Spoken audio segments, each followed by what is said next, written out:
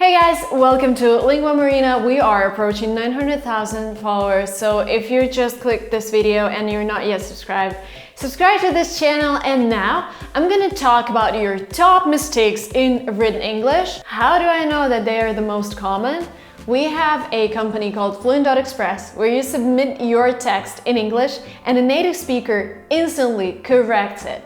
And we analyzed thousands of texts, and here are top 9 mistakes that you make in written English. If you're interested, continue watching. Back to San Francisco. Our minds may change.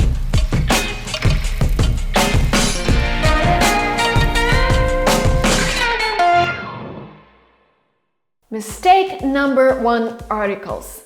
People just forget about them. I know that in some languages, articles are not the thing. They do not exist in some languages, but in English they do exist. And there are 2 articles, definite and indefinite article. A is indefinite, the is definite article. What does that mean? Here are 2 examples.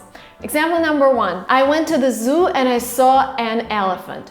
What does that mean? I went to the zoo and I saw some random elephant, I'm excited, cool, but I'm not talking about any particular elephant. But everything changes when I say, I went to the zoo and saw the elephant. The here means that we've already talked about some elephant at the zoo and you know exactly which elephant I'm talking about. So this is the definite article. We're talking about the exact object that we've already mentioned before. Mistake number 2, full stop. Now, comma is not a full stop. What a lot of people do is create a super long sentences with a lot of commas. My parents came to visit, comma. We went to a restaurant, comma. Then we went to see the palace, comma. And then they left, full stop. Now, this is a lot for one sentence. You have to separate it. I would do it like that. My parents came to visit and went to the restaurant. Full stop. The next day we went to see the palace, comma, and then they left. Something like that. So please, please, please do not make this sentences that are like that, because I've seen them and that's too much for your brain. Ampersand. You know this sign, right? And we see this sign in different brand names like Procter and Gamble, AT&T. There are many brands that use it, but we only use ampersand in the names of brands. We never use it in an essay. We never use it in a text. Ampersand is mostly for that. So yes, Americans understand and British people understand that this sign means and, but it looks really, really weird when you put it just in a text. So please don't do that. Yes, you know what it means, but do not use it in text. Only if you're writing about a particular brand and you have to use it in the brand name. Capitalization. If you look at some of my earliest videos, now I write every title with a caps lock. But before that, I used to capitalize the majority of words in the title, and this is how titles work in English. So nouns, verbs, pronouns are capitalized. But if you're writing a text, there are only 3 cases when you capitalize the first letter. And this is the first word in the sentence, names of different objects, and when you're talking about yourself. So I is always a capital letter. What some of you do is write you with a capital letter if it's you talking in a polite way. I know in some cultures, like in South Korea, you have you which is formal and you which is informal. There is no such thing in English, so you is always with a small letter. Discuss. Discuss a topic. Some people think that discuss is with about, but no, discuss something. Talk about something. And I see where a lot of those mistakes are coming from, because I see some Russian text and I see people are translating from Russian. I see some German text and I see that people are translating from German. Well, sorry, text in English by German speakers, text in Russian by Russian speakers. The thing is, what you do normally, normal person does that because that's easier. First, have the text in your own language in your head and then translate it in your head maybe or on paper and write it down. This is wrong. So if you pay attention to my Instagram, I start with a text in English and then I translate it into Russian because I have some followers from Russia. The thing here is that I start writing my text in English. I try to think in English when I write the text, no matter what language I was speaking before that. that, because this is crucial for a correct text. Otherwise, I will be just translating everything from my native language, and I will end up making a lot of mistakes. So my advice to you, start a social network in English and try to think in English when you're writing a post. Email greetings and closings is mistake number 6, and I've talked a lot about emails in my business English video, but what we've noticed on Fluent Express is that a lot of you do not know how to finish an email, and you're coming up with different beautiful phrases, but there are some common phrases that everybody uses, so please use them. For example, looking forward to hearing from you. You can write that down. If you write it down, you will then remember it when you're writing an email. So, looking forward to hearing from you. Hope to hear from you soon. Talk to you soon.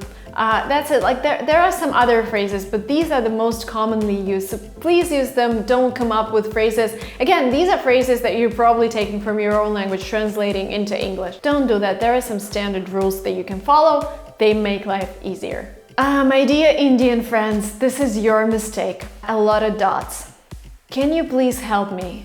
5 full stops, 5 dots. Don't do that. Nobody does that. Well, some people do that, but this is not typical. We don't really put a lot of dots at the end of the sentence. 1 dot is enough, because this looks a little weird and it wastes a lot of space in the text.